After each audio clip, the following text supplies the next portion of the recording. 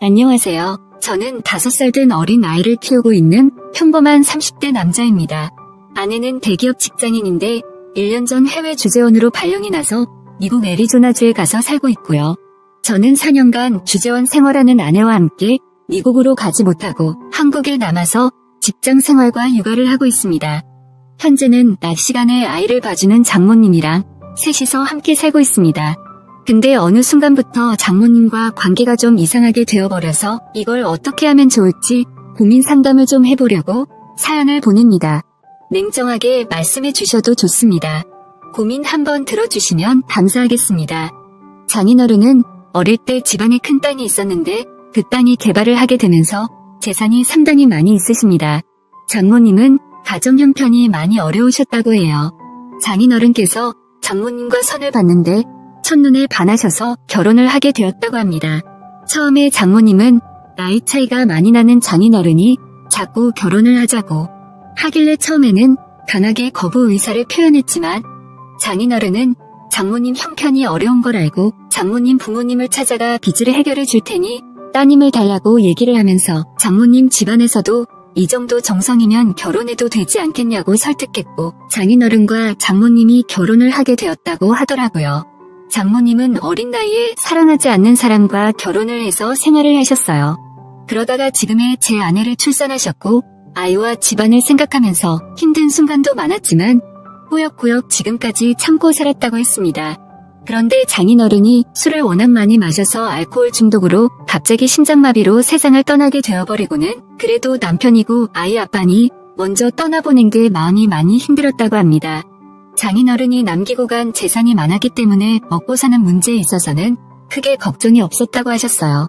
그래도 장인어른 그늘에서 해보지 못했던 것들, 특히나 부유한 경제적 활동을 해보고 싶었던 장모님은 작은 가게를 하나 운영하면서 아내를 키웠다고 하셨습니다.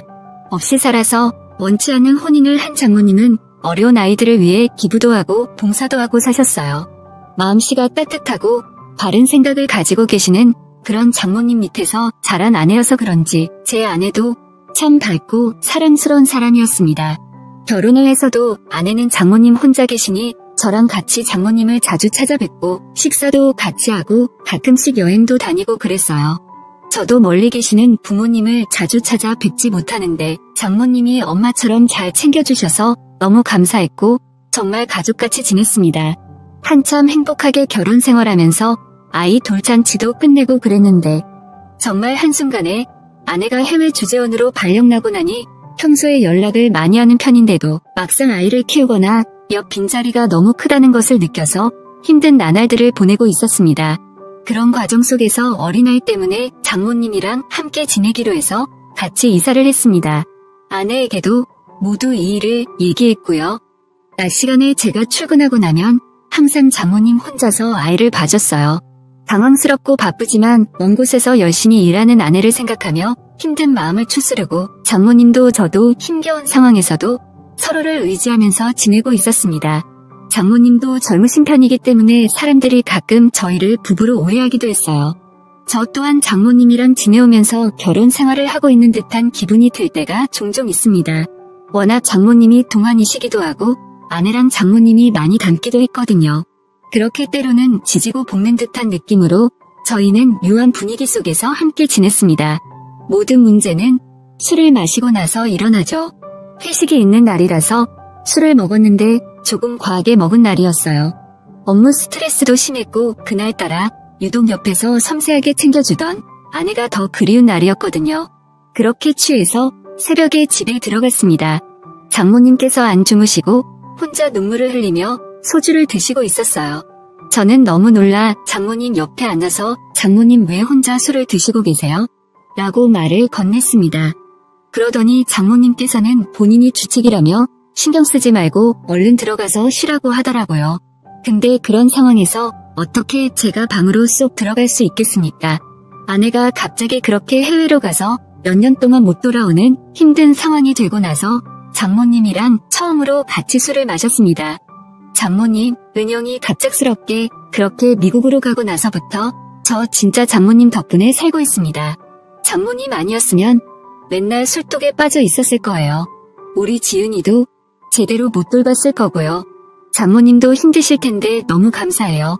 라고 수주정 비슷하게 감사의 인사를 드렸습니다. 내가 은영이 엄마 지훈이 할머니로서 당연히 해야 되는 일들인데 뭐가 고마워. 고마워하지 마. 라는 따뜻한 말씀을 해주셨지요. 장모님이랑 그렇게 한참을 얘기하면서 술을 마셨어요. 이렇게 술을 많이 마시면서 힘들어하는 이유는 저도 장모님도 알고 있었습니다. 아내에 대한 그리움도 있었지만 아내에 대한 미안함이 더 컸습니다. 장모님이랑 이렇게 지내면서 우리는 그 시간 동안 서로에게 마음이 생겼다는 것을 말하지 않아도 느끼고 있었으니까요. 그렇습니다. 어느 순간부터 저는 장모님을 여자로, 장모님은 저를 남자로 보고 있었습니다. 한 집에서 계속 같이 지내고 아이도 있고 결혼한 부부처럼 생활을 하고 있는데, 그리고 젊고 아내 닮은 장모님이니 모든 게 제 마음이 마음대로 되지 않더군요.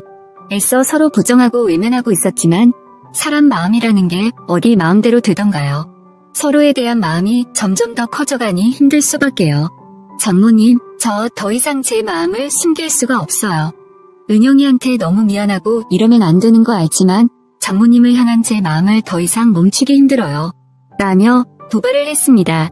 이어서 장모님도 저 사랑하시죠? 우리가 지은이랑 이렇게 행복하게 살고 있는 거 은영이도 알고 있지 않을까요? 라고 말하며 저는 눈물을 흘렸습니다. 장모님이 눈물 흘리는 저를 보며 눈물을 닦아주었고 우리는 서로의 눈을 바라보았습니다. 사랑해요. 저는 사랑한다는 말을 하고 장모님께 입을 맞췄습니다. 우리는 눈물을 흘리며 서로를 안았어요. 이제는 정말 돌이킬 수 없는 강을 건넜기 때문에 서로의 마음을 인정하고 표현했습니다. 아내는 다시 한국으로 돌아오려면 4년이라는 시간을 더 보내야 했고 그냥 지금 이 순간이 장모님에 대한 소중함과 아내에 대한 미안함 여러 가지 감정이 겹쳤던 것 같아요. 하지만 이 시간 이후로는 지금 이곳에 있는 우리의 행복만을 생각하려고 합니다. 다음날 아침 우리는 함께 눈을 떴고 다시 한번 서로의 마음을 확인했습니다. 우리는 서로 부르는 호칭도 바꿨어요. 더 이상 장모님이 아닌 자기라고 부르고 있습니다. 장모님도 저도 그동안 힘들었던 삶 속에서 조금씩 다시 행복을 찾아가고 있었습니다. 특히 장모님은 그동안 눌러왔던 걸 풀어내듯 밤이 되면 돌변했어요.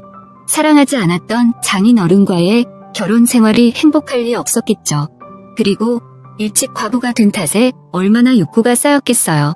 그리고 이제 서로 사랑하는 사이가 됐으니 그 욕구가 표출되는 건 당연하다고 생각합니다. 저 또한 너무 좋았습니다. 밤마다 돌변하는 장모님을 보며 저도 밤마다 뜨거워질 수 있어서 기분이 너무 좋더라고요. 아내와는 완전히 다른 면이 있습니다. 퇴근하고 오면 항상 그랬듯이 맛있는 저녁을 준비하고 뽀뽀를 하며 저를 반겨주는 사람이 있으니 집에 들어오는 것도 행복입니다. 저녁을 먹고 아이와 시간을 보낸 후에 일찍 잠을 재우고 있어요. 온전히 우리 둘만의 시간을 보내기 위해서 빠른 육아 퇴근을 하고 있습니다. 문화센터만 다니다가 아이를 어린이집에 보내기 시작했고 아이가 어린이집에 가 있는 시간이면 제가 평일 연차를 내고 둘이서 영화도 보고 맛있는 것도 먹으러 가고 남들처럼 평범한 데이트를 하며 지냈습니다.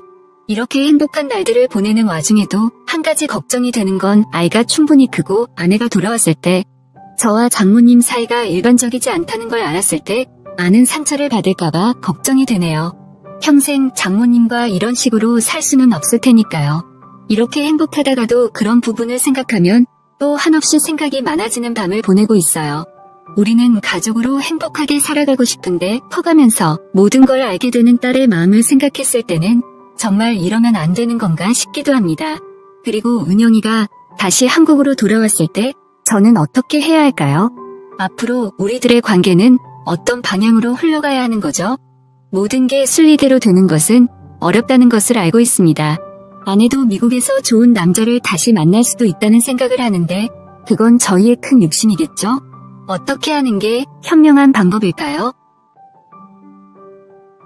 오늘 준비한 사연은 여기까지입니다. 이야기 재밌게 들으셨다면 좋아요 한 번씩 부탁드리고요. 오늘도 좋은 하루 되세요.